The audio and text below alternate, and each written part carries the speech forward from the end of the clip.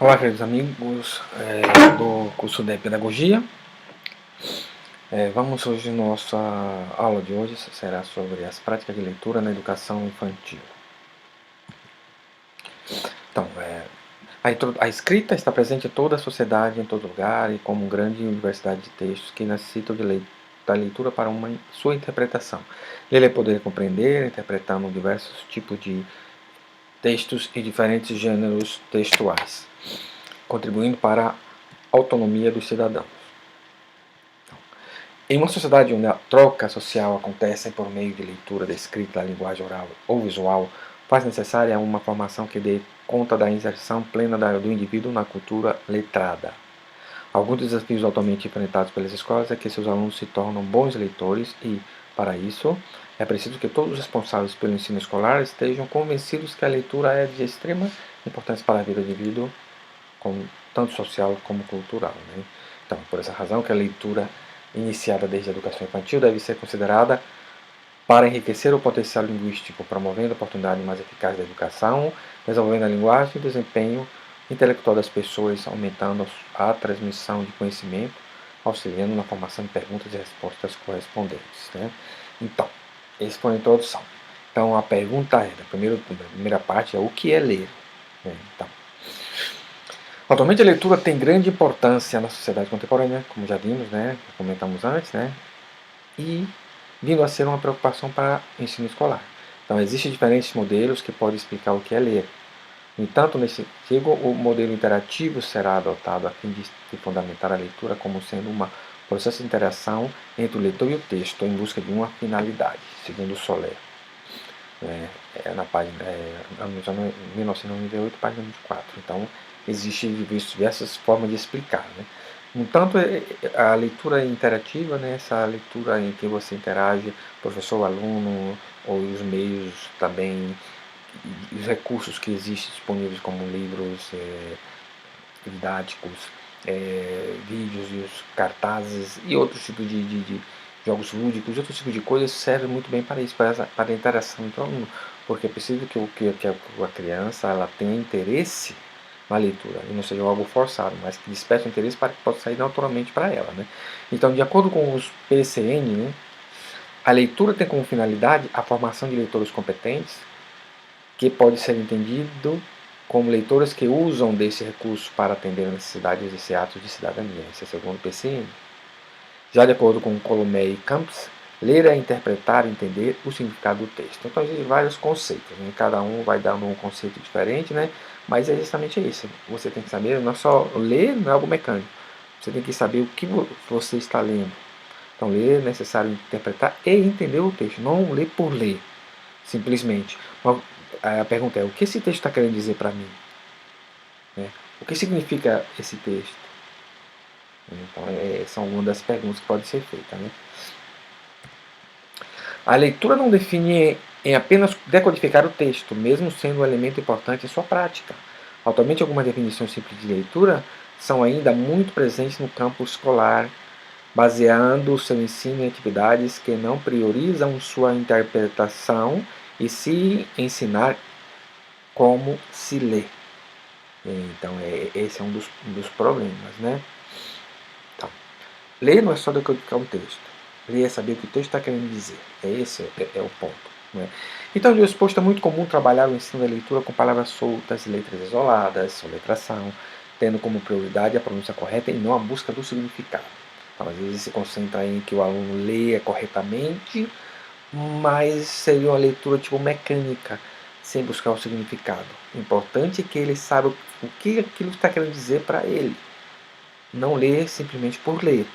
Então, essa compulsão leitora foi utilizada durante séculos, mas nos últimos anos algumas teorias nessa área modificaram sua prática. Então, Colomé e Camps ponderam que o processo atual da leitura é realizado por meio de teorias que deixam explícito como o indivíduo interpreta, os indivíduos interpretam e processam a informação, tendo o uso dos processos mentais e os processamentos informáticos. Claro, os recursos que estão à disposição hoje são mais abundantes do que antigamente. Nesse sentido, o modelo foi constituído na concepção tradicional de leitura, se definindo como processamento ascendente. Para essas autoras, Tal modelo supõe que o leitor começará por fixar-se nos níveis inferiores do texto, os sinais gráficos, as palavras, para formar sucessivamente as diferentes unidades linguísticas até chegar aos níveis superiores da frase e do texto. Vai o crescendo, ascendente, para cima. No entanto, o leitor desse processo deverá decifrar os signos, oralizá-los, ouvir e pronunciá-los, para assim obter o significado das palavras, frases e seu sentido global. Contudo, pelo conhecimento que atualmente temos, essa combinação não é mais presente no processo de leitura, pois a interpretação não é mais adivinha da oralização. Então, existem outros mecanismos que tomam parte da interpretação de um texto. São aqueles que formam o processamento descendente, pois não exerce a ação como as anteriores, da composição do texto para a compreensão do leitor, e sim ao contrário, é da compreensão do leitor para a composição do texto. Isso é o que se utiliza, o descendente. Então, Coleman e Campos afirma que a intervenção no processamento descendente e de cima para baixo é um componente necessário da leitura corrente. Permite ao leitor resolver as ambiguidades e escolher entre as interpretações possíveis do texto. O processamento descendente é um elemento fundamental para a leitura de modo fácil, rápido e claro, claro e rápido, podendo assim o leitor esclarecer dúvidas e interpretar o texto. Segundo Odin Stark, quando se lê um texto com significado, não se lê as letras, as palavras e as frases que acompanham do mesmo modo que se fossem apresentadas isoladamente, e inclusive a velocidade da leitura de uma frase depende do contexto à sua volta. Então, Adam Stark também afirma que o texto proporciona apenas uma das fontes críticas de informação. É preciso que o resto provenha dos conhecimentos prévios do leitor. Certamente, ler não é apenas decodificar os signos, mas é uma construção do raciocínio através de informações que o texto traz e pelos conhecimentos prévios do leitor. De acordo com Ferreira e Dias, no modelo ascendente, o leitor processa o texto partindo das letras, continuando com as palavras e as frases em um processo sequencial, compreendendo sim o texto. Contrariando o primeiro modelo, o modelo descendente afirma que o leitor não faz a leitura letra por letra. Ele usa seu conhecimento prévio e a cognição para antecipar a leitura, permitindo assim o conhecimento global das palavras. São dois modos diferentes de leitura. Desse modo, o processamento de leitura do leitor perante o texto é gerado por expectativas, processando os diferentes níveis, propagando para os níveis mais elevados. Então, Coleman e Campos ponderam que a partir dos anos 8º ano, com o surgimento dos anos 80, com o surgimento da informática e os avanços dos estudos da linguística textual, o trabalho das pesquisas sobre leitura centralizou-se no processo de compreensão de texto. Hoje é basicamente isso. A partir dos anos 80, o tipo de leitura mudou bastante, né, em relação ao que era antes. Né? Então, e segundo Hall, existem 4 pontos que fundamentam as pesquisas. Primeiro ponto. As pesquisas eram fundamentadas por 4 pontos. A primeira é a leitura eficiente, que é uma tarefa complexa que depende de processos perceptivos, cognitivos e linguísticos. Algo bem complexo. A leitura eficiente quer dizer a pessoa ler corretamente, com todas as pausas, com todas as letras de acentuação, tudo certinho. Mas isso aí é algo mais complexo. A leitura é um processo interativo, o segundo ponto, que não avança com uma sequência escrita desde as unidades perceptivas básicas até a interpretação global de um texto. Ao contrário, o leitor experiente deduz informação de maneira simultânea, de vários níveis distintos, integrando ao mesmo tempo informação grafofônica, morfêmica, semântica, sintática, pragmática, esquemática e interpretativa. O sistema humano de processamento da informação é uma formação poderosa, embora limitada, que determina a nossa capacidade de processamento textual. Sua limitação sugere que os processos de baixo nível funcionam automaticamente e que, portanto, o leitor pode atentar aos processos de compreensão de alto nível. E quarto, a leitura estratégica. O leitor eficiente atua deliberadamente e supervisiona de forma constante sua própria compreensão. Então, esta alerta às interrupções da compreensão, é seletivo ao dirigir sua atenção aos diferentes aspectos do texto e progressivamente torna mais precisa a sua interpretação textual. Então, mais ou menos é por aí, essas 4, né? Então, dentro dessas perspectivas de pesquisa para o processo de ensino da leitura, definiu-se que haja 2 mudanças para o progresso do ensino da leitura. Então, a primeira é a decifração, que não será mais um conceito para o leitor entender o código escrito, e sim um elemento dentro do conjunto de habilidades, que são primordiais para o entendimento do texto. A segunda compreensão da leitura compreende a interpretação da realidade, esse é aplicado no ensino escolar. Né? Então, Maia cita na sua obra a comparação entre o funcionamento do cérebro humano e o de um computador, sendo utilizados em estudos e se resume nos seguintes pontos. Vamos ver a comparação, como funciona o cérebro humano e como funciona o computador. Né? A percepção. De início, o processo utiliza-se dos estímulos perante os sentidos, luzes, músicas, palavras em situações adversas, com o propósito do indivíduo, pois o mesmo só escolhe estímulos que queira perceber. Em qualquer situação, os estímulos selecionados não duram por muito tempo. Sendo assim, tem que se incorporar com outras combinações que virão a seguir. Então, memória. São as duas diferenças. Né? Na sequência, a informação apreciada iniciará um processo para a conservação dessa informação na memória.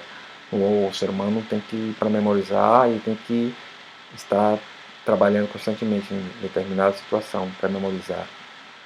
Né? O computador funciona diferente. Né? É importante para refletir, mas não podendo realizar as operações que se englobam no termo pensar. Assim, a partir das informações que o nosso cérebro disponibiliza, sendo introduzidas e retidas, as informações são recuperadas quando houver necessidade. Esse estudo aborda diferentes tipos de memória, entre elas verbal e significativa, e para a apresentação do processo de informação deve-se diferenciar a memória a curto e a longo prazo. Então, podemos compreender, com base em Colomé e Campos, que a memória a curto prazo ou memória de trabalho caracteriza-se por ter uma capacidade limitada tanto no tempo como na quantidade de informação retida. Né? E nesse caso não tem necessidade de a informação seja conservada no todo, mas pode ser completada em conjuntos maiores. Né? Já a memória a longo prazo, diferente da anterior, define-se pela sua maior duração e capacidade. E graças a essa capacidade que se pode reter tudo o que se sabe sobre o mundo, desde as informações tenham sido organizadas de forma compreensível e seja negativa para o sujeito. Né? Então, o objetivo da leitura é interpretar a informação que o sujeito nos traz através do processamento. Então, veja só, o objetivo da leitura é interpretar a informação que o texto nos traz através do processamento. Então, a leitura não é só ler por ler, uma leitura tem que ser interpretativa. Né? Smith chama de duas fontes de informação da leitura: a informação visual, ou por meio dos olhos, que consiste na informação proveniente do texto, e a informação não visual, ou detrás dos olhos, que consiste no conjunto de conhecimento do leitor. Então, existem as duas coisas: o que vem através dos olhos, o que ele conhece. Esse tipo de informação, são as duas. Né? Então, o ponto 2 vem sobre a leitura na educação infantil. A educação infantil que conhecemos hoje não é mais concebida como abrigos e não exerce mais um papel assistencialista. Entretanto, sabemos que atualmente as instituições passam por muitos desafios para oferecer um ambiente educativo, favorecendo o desenvolvimento afetivo, cognitivo e motor da criança, desenvolvendo atividades que têm como objetivo o educar, atendendo às necessidades da criança, não se limitando apenas ao cuidar. O objetivo, claro, sempre foi educar, né? Sempre foi esse o objetivo. Por esse motivo, o ensino da educação infantil não apresenta caráter classificatório, mas o professor deve ficar atento, pois o aluno pode desenvolver algumas competências nesta etapa. Neste fato, o RCN, né, Referencial Curricular Nacional, dentro do eixo linguagem oral e escrita, tem como objetivos os conteúdos, orientações didáticas para a educação infantil, atendendo às expectativas esperadas nas faixas etárias, ressaltando que o ensino da leitura e escrita fazem parte de um processo com participação em práticas sociais de leitura e escrita. E alguns dos objetivos esperados para o ensino da leitura na educação infantil são citados pelo RCNI, né?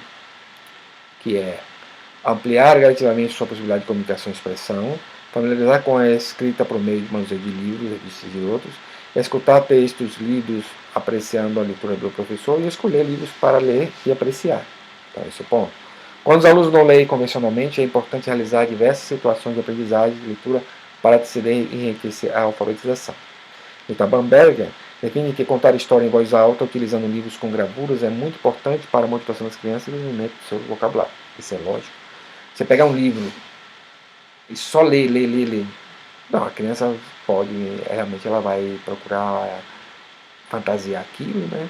Mas quando você mostra as gravuras, torna-se mais interessante, porque ela vai visualizar e vai escutar. Enquanto você só lê, você vai apenas ouvir e daí mentalizar algo, e cada pessoa que está ali, criança, vai visualizar de maneira a sua própria vontade, então, a sua maneira diferente. Quando você visualizar, você está contando a história de uma gravura, todos vão focalizar naquela gravura, todos vão pensar a mesma coisa e vai abrir interesse da criança em relação a isso. A criança movido muito por gravuras, né? Dessa forma, trabalhar com ilustrações é importante para os leitores iniciantes, pois estimula o interesse da criança, ajudando a compreender o texto por meio de contato com a linguagem não verbal. O que se constata é que, por oportunidade de manusear livros, é decisivo para despertar o interesse da leitura. Por isso, as bibliotecas escolares são de extrema importância para o contato direto das crianças com os livros.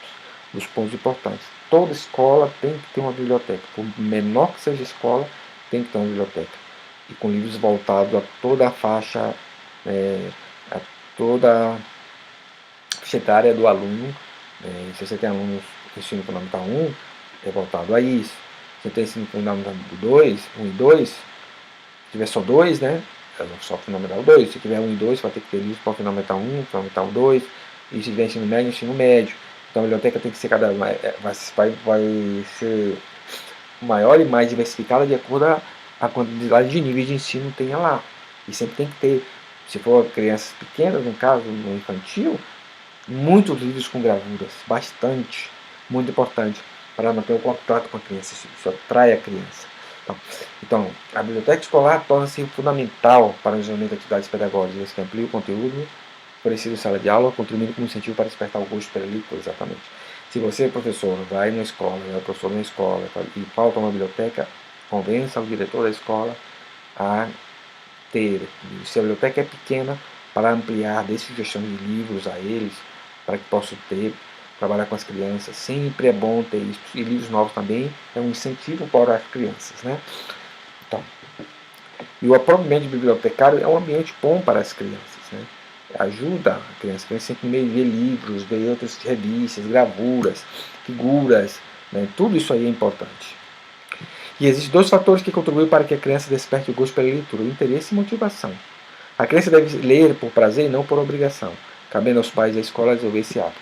Como fazer isso? Né? Então, você manda ler, vai ler por obrigação, mas não vai aprender, não vai ter interesse, vai ser motivado, tem que motivar. Você compra um livro novo, uma história, você começa a contar a história, começa a mostrar as gravuras, daqui a pouco ele vai querer ler sozinho, vai querer entender. Então, tudo isso aí você tem que incentivar. Usar mecanismo, tanto os pais como os professores, para cativar o aluno à leitura, para que tenha interesse e seja motivado a isso. Então, dentro desse contexto, considera-se que os bons livros infantis, como poesia, fábulas, histórias em quadrinhos, contos, lendas, tudo isso aí, né, são fundamentais para o ensino da leitura. As crianças se interessam pelo destino dos personagens e o final de uma história. Sempre vão buscar uma história de final feliz. Sabe aquelas... Quantos de vocês não se lembram daquelas histórias de Chapeuzinho Vermelho, Maria, né? Toda essa Cinderela, né? Branca de Neve, todos esses personagens, assim as crianças ficam atentas àquelas historinhas, né? Que é importante. Então tem que ter livros bons, né? Que chamem a atenção de acordo com cada faixa etária, né? Então, nesse contexto, o professor tem um papel fundamental no ensino da leitura, sendo mediador nas diversas práticas de leitura que ocorrem dentro da sala de aula, utilizando de diversos recursos para realizar uma atividade significativa para a criança. Então, como eu falei, o professor é o intermédio entre a escola e entre o aluno, entre os pais e entre o aluno. Então, o professor vai definir muito essa questão.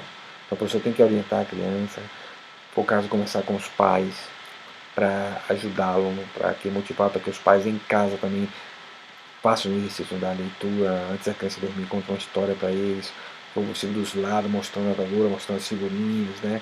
Tudo isso vai ajudar. E a criança vai começar a ter interesse em ler. Né? Segundo o referencial curricular na sua educação, né?